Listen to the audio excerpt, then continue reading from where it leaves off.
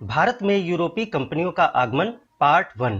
पहला प्रश्न है, इंटरपोलर कौन थे? ऑप्शंस हैं ईस्ट इंडिया के असंतुष्ट कर्मचारी, चीन के साथ व्यापार करने वाले लोग, एशिया में मुक्त व्यापार करने वाले अंग्रेज व्यापारी, इनमें से कोई नहीं। तो इंटरपोलर एशिया में मुक्त व्यापार करने वाले अंग्रेज व्यापारी थे। ऑप्शन सी सही होगा। अगला प्रश्न है, किन चीजों का निर्यात ईस्ट इंडिया कंपनी भारत से करती थी? यहाँ पे सूती कपड़ा, नील, कच्चा रेशम और कॉफी दिया गया है। सूती कपड़ा, नील और कच्चा रेशम तीनों चीजों का निर्यात जो है ईस्ट इंडिया कंपनी करती थी, इसलिए विकल्प ए सही हो जाएगा। 1, 2 और 3। कॉफी का निर्यात ईस्ट इंडिया कंपनी नहीं करती थी। अगला प्रश्न है, यहाँ पर दो सूचियों का मिलान करना है, जहाँ पे डच, इंग्लिश, पुर्तगीज और फ्रेंच, और यहाँ पर उनकी बस्तियों के नाम दिए गए हैं। तो यहाँ पर हम डच को मिला लेंगे चिंसुरा से, इंग्लिश को हुगली से, पुर्तगीज जो है वो गोवा से और फ्रेंच को पांडिचेरी से मिलाएंगे। अगला प्रश्न है, बीजापुर के शासक से गोवा को छीनने वाला प्रथम यूरोपियन कौन था? ऑप्शंस हैं Albuquerque, Austin, Gemelli Careri, Vasco da Gama. तो बीजापुर के शासक से गोवा को अल्बुकर्क ने छीना था, जो एक पुर्तगाली गवर्नर था।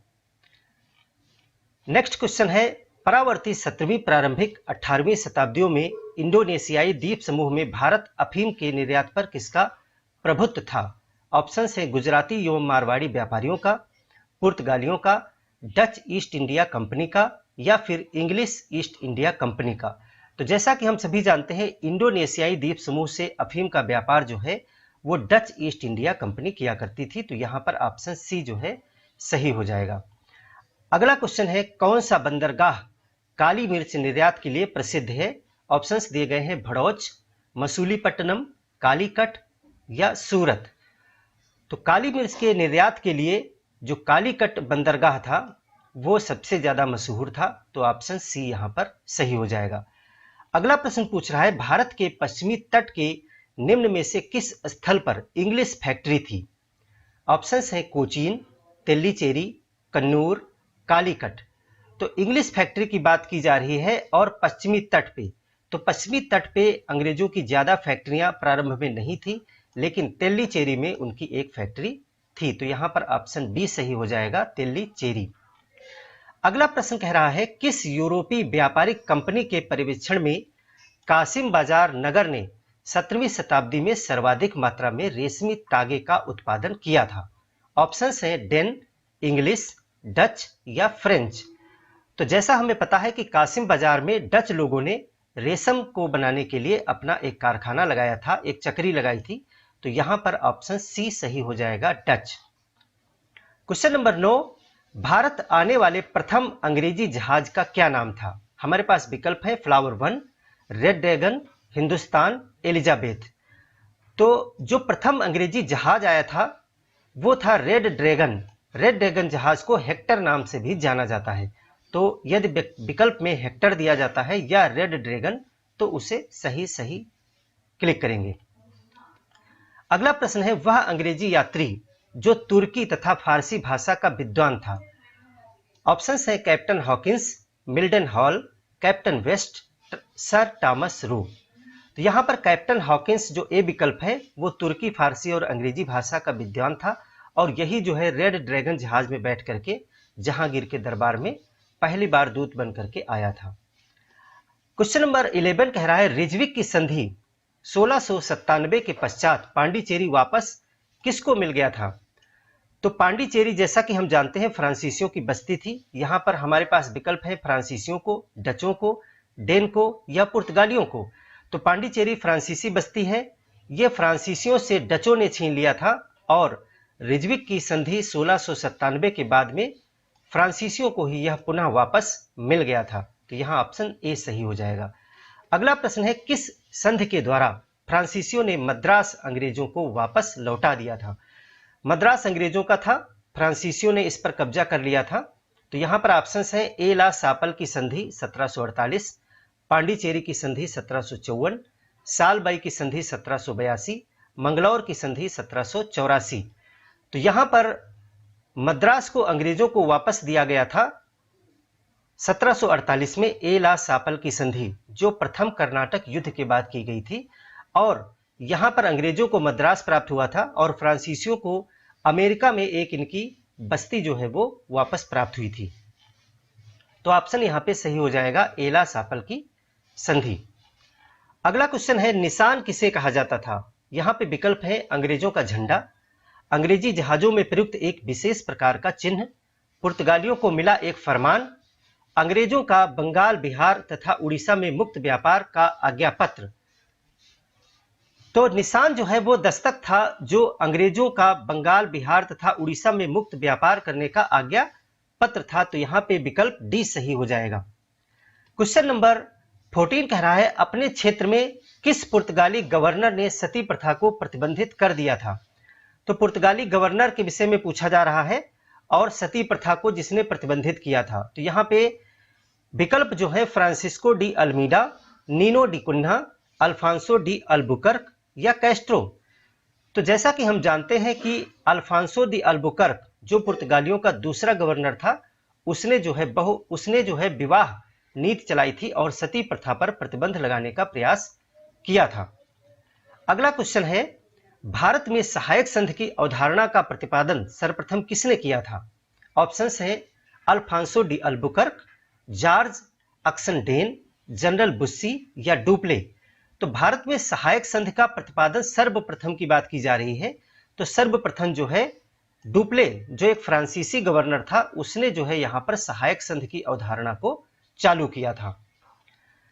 दो सूचियों का मिलान करना है, एक सूची में कुछ वर्ष दिए गए हैं, दूसरी तरफ कुछ घटनाएं दी गई हैं। तो घटनाओं पर हम देखते हैं कौन सी घटनाएं किस वर्ष हुई हैं। जहांगीर का फरमान अंग्रेजों को सूरत में कारखाना स्थापित करने हेतु।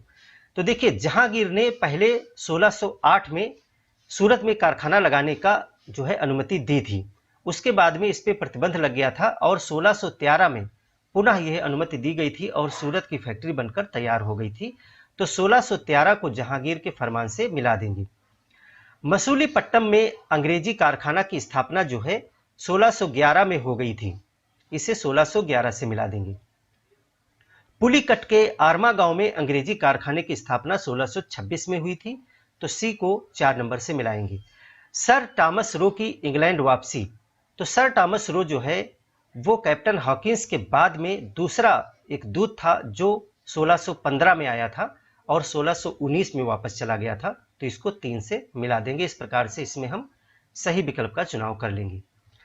अगला क्वेश्चन है, अंग्रेजों का फोर्ट विलियम जो एक किला है कहाँ स्थित है?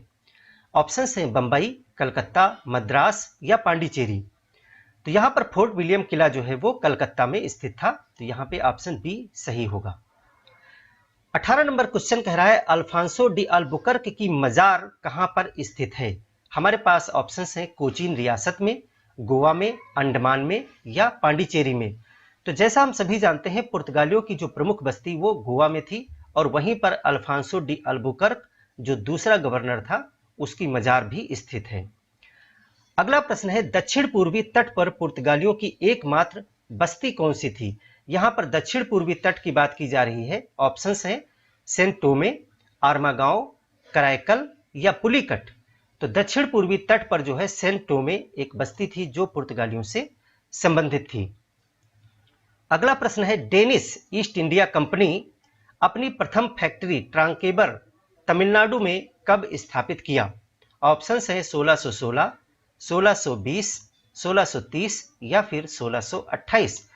तो यहां पर डेनिश ईस्ट इंडिया हम जानते हैं कि भारत में 1616 में आई थी और उसके बाद 1620 में इसने ट्रांकेबर में अपनी पहली फैक्ट्री तमिलनाडु में स्थापित की थी। डेनिश ईस्ट इंडिया कंपनी जो है अपना सारा व्यापार बाद में अंग्रेजी ईस्ट इंडिया कंपनी को बेचकर चले गए थे। अगला क्वेश्चन है, निम्न में से फिजियोक्रेट कौन थे?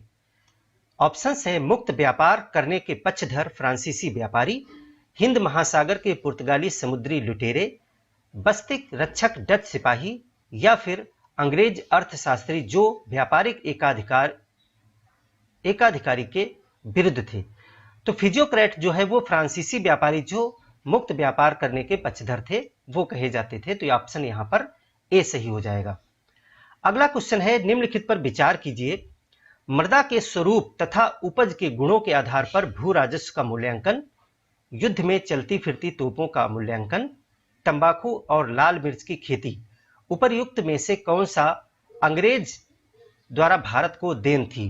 तो यहां पर तीनों चीजें जो है वो अंग्रेजों द्वारा नहीं लाई गई थी, तो यहां पर ऑप्शन जो है वो कोई भी नहीं सही हो जाएगा।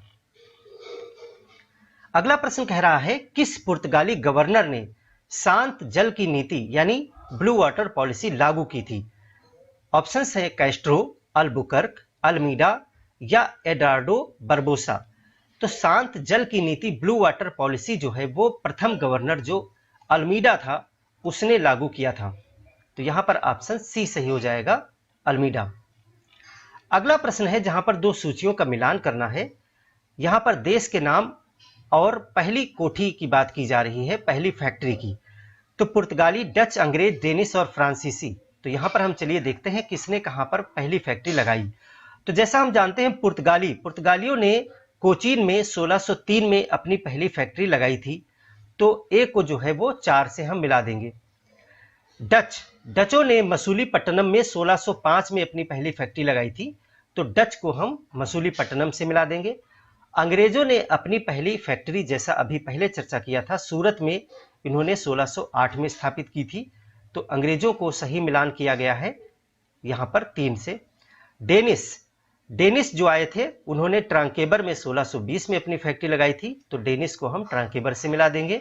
और फ्रांसीसी भी सूरत में ही अपनी पहली फैक्ट्री स्थापित किए थे 1668 में, तो फ्रांसीसियों को हम सूरत से मिला देंगे 1668 वाले ऑप्शन से।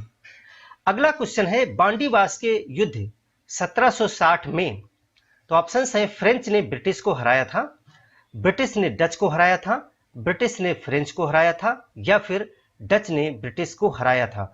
तो बांडीवास का युद्ध 1760 में हुआ। यह अंग्रेजों और फ्रांसीसियों के मध्य जो है हुआ था, और यहां पर अंग्रेजों ने फ्रांसीसियों को हरा दिया था। तो यहां पर जो ऑप्शन है सी, ब्रिटिश ने फ्रेंच को हराया था, यह सही हो जाएगा। तो इस प्रकार से इस टेस्ट सीरीज में हमने 25 प्रश्नों को कवर किया है। मिलते हैं अगले टेस्ट सीरीज में, जिसमें हम इसी चैप्टर के और 25 प्रश्नों पर बात करेंगे। धन्यवाद।